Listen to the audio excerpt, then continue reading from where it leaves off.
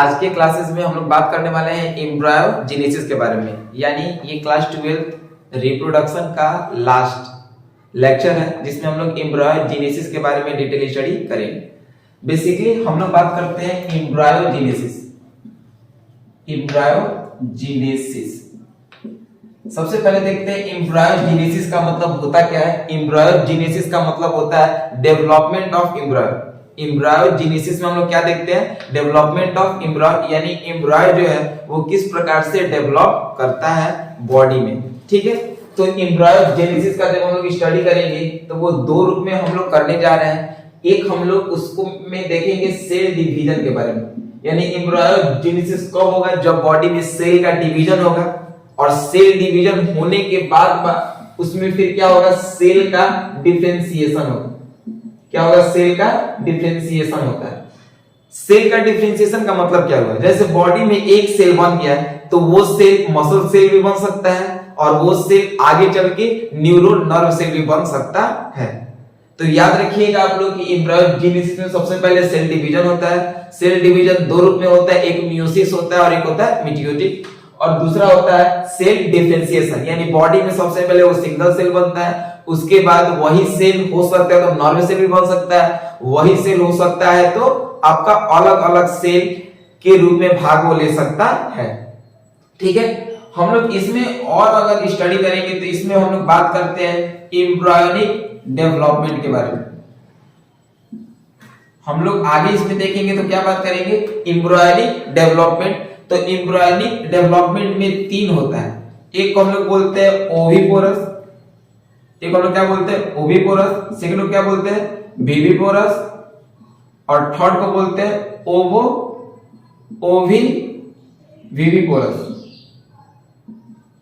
ओविविपोरस।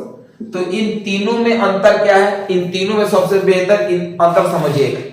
मान लिया जाए कि आपके पास कोई एक कबूतरी है, ठीक है, मान लिया जाए कि आपके पास कोई एक कबूतरी है, ठीक है, ये पोर्शन हो गया, मान लिया जाए, ठीक है, ये मान लीजिए कोई एक कबूतरी है। अब मेल का स्पर्म इस कबूतरी के अंदर गया, मतलब मेल का स्पर्म जैसे इसके अंदर जाएगा तो यहां पे स्पर्म गया, ये फीमेल का बॉडी है, ये गैमेट है, फीमेल गैमेट ओ भाई ये ए, मेल का यहाँ पे क्या गया, स्पर्म गया, और जैसे ही स्पर्म और एग आया तो यहाँ पे क्या होगा, फ्यूजन होगा। फ्यूजन के बाद क्या बनेगा, जाइगोट बनेगा, और जैसे ही यहाँ पे फ्यूजन हुआ तो फ्यूजन होने के बाद ये क्या करेगी, इसका बॉडी क्या करता है कि ये अपने बॉडी से एग को क्या करेगा, बाहर निकाल देगी। ये अपने बॉडी से एग को क्या करेगी, बाहर निकाल देगी, और जैसे ही एग जो है इसके बॉडी से बाहर निकलेगा तो बाहर निकलने के साथ साथ ये बॉडी से बाहर क्या निकला, यहाँ पे एग निकला, और जो इंडिविजुअल अपने नए बच्चे को एग के द्वारा प्रोड्यूस करती है उसको हम लोग क्या बोलते हैं, ओविपोरस। यानी ये बच्चा डायरेक्ट प्रोड्यूस नहीं करती है, ये पहले अपने बॉडी से क्या प्रोड्यूस करेगी, एग, और इसके द्वारा नया बच्चा प्रोड्यूस होता है, जिसको हम लोग क्या बोलते हैं, ओविपोरस। तो इसमें आपको बेसिकली क्या समझना है कि मेल गैमेट गया, फीमेल गैमेट ओवा या एग था, इसको अंदर से फूड मिला, और जैसे फूड डिपॉजिट इसके लेयर पे हुआ तो ये फिर एग कहां निकल जाएगा, बाहर निकल जाएगा। तो ये ऑर्गेनिज्म क्या प्रोड्यूस की, ले एग, ठीक है, और इसी ले एग से बच्चा प्रोड्यूस होगा। बस इसी प्रोसेस को तो बोलते हैं, क्या बोलते हैं, ओविपोरस।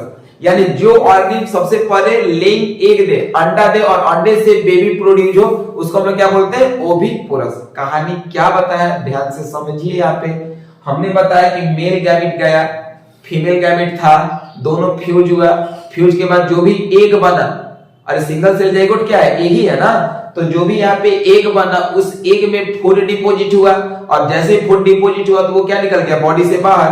अब भाई जैसे ही बॉडी से वो बाहर निकला, ठीक है, तो बाहर निकलने के साथ साथ वो एग ही है, तो जो ऑर्गेनिज्म एग लेइंग करते हैं उसको हम लोग क्या बोलते हैं, ओविपोरस, और बाद में धीरे धीरे इंडिविजुअल का वो लेती है।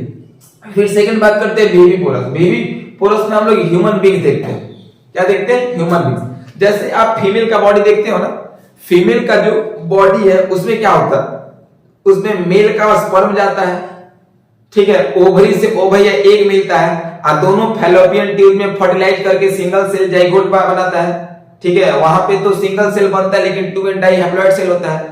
जैसे जाइगोट बना तो अब वहां पे जाइगोट धीरे धीरे बच्चा का रूप लेता है, एम्ब्रॉय फर्टस ऐसा करके फीमेल के बॉडी में बच्चा कितने दिन तक रहता है, 9 महीना तक रहता है, और लास्ट में जो प्रोड्यूस होता है वो अंडा निकलता है कि बच्चा निकलता है, एक की यंग वंश। तो पता चलता है कि अपने ही जैसा यंग वंश को प्रोड्यूस वो करती है। तो उस केस में यहाँ पे ओविपोरस में एग प्रोड्यूस हो रहा था, जबकि विविपोरस में अपने ही जैसा यंग वंश बच्चा प्रोड्यूस होता है। तो विविपोरस जो है यहाँ पे लेइंग एग है और यहाँ पे क्या है, प्रोड्यूस यंग वंश। इसमें क्या होगा, प्रोड्यूस यंग वंश अपने ही जैसा वो प्रोड्यूस करती है।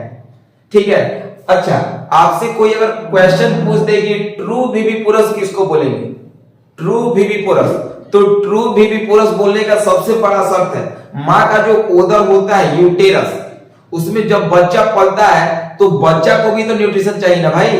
तो बच्चा को न्यूट्रिशन कहां से मिलता है, तो मां का जो नाभि होता है प्लेसेंटा, जिसको हम लोग अम्बिलिकल कोड ओम्ब बोलते हैं। ठीक है, उसको क्या बोलते हैं, अम्बिलिकल कोड बोलते हैं। अब बच्चा जब कोख में ठहरता है तो उसको ओम्ब बोलते हैं। तो जैसे ही उस अम्बिलिकल कोड से बच्चे को न्यूट्रिशन मिला तो ये प्लेसेंटा हो गया। तो प्लेसेंटा से जब बच्चे को इंटरलिंक करके न्यूट्रिशन या भोजन प्रोवाइड किया जाए तो उस केस में उस विविपोरस को हम लोग क्या बोलेंगे, ट्रू विविपोरस। नस से जोड़ा होना चाहिए तो वो विविपोरस कैसा होगा, ट्रू विविपोरस के रूप में जाना जाएगा। और उसमें जो भी प्रोड्यूस होगा वो यंग वंश होगा, एक प्रोड्यूस नहीं होगा। अच्छा, हम लोग बात करते हैं ओवो विविपोरस। ठीक है, ओवो विविपोरस किसको हम लोग बोलते हैं, ओवो विविपोरस बोलने का सबसे बड़ा संकेत क्या है। जैसे मान लो कि आप एक एग्जांपल के तौर पे शार्क मछली को देख लो। ठीक है, एग्जांपल के तौर पे आप एक शार्क मछली को देख लो। ठीक है, ये शार्क मछली है, ठीक है, प्रेग्नेंट है, तो शेप इसका क्या हो गया, मोटा हो गया है। ठीक है, कोई भी अगर लोग प्रेग्नेंट होता है तो उसका स्ट्रक्चर बिगड़ने लगता है, मतलब थोड़ा सा खराब दिखने लगता है। तो वैसे ये भी दिख रही है वैसा। तो ये मान लो कि शार्क है, तो इसमें क्या हुआ कि मान लो कि बाहर से मेल गैमेट फीमेल है, तो इस बॉडी के अंदर क्या था, फीमेल गैमेट था। मेल गैमेट और फीमेल गैमेट मिला यहाँ पे। ठीक है, मेल गैमेट और फीमेल गैमेट यहाँ पे मिला। मिलने के बाद यहाँ पे एग बना, जाइगोट बना। अच्छा, जब यहाँ पे एग बना तो ये एग को बॉडी के बाहर रिलीज नहीं कर सकती है, क्योंकि एग को बॉडी से बाहर रिलीज करती तो यहाँ पे बहुत सारे प्रेडेटर रहता है पानी में। ठीक है, वही को क्या कर जाता है, खा जाता, तो नया बच्चा तो प्रोड्यूस नहीं हो पाता।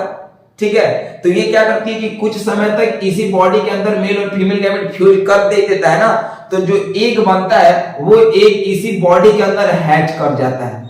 ये बॉडी के अंदर ही एग क्या करता है, हैच कर जाता है, यानी एग का लेयर जो होता है टूट जाता है और जो भी छोटा छोटा जो पतला नन्ही मुन्नी जो शार्क निकलती है वो बॉडी से क्या होता है, बाहर निकलती है, फिर ये पानी में मूवमेंट करने लगती है।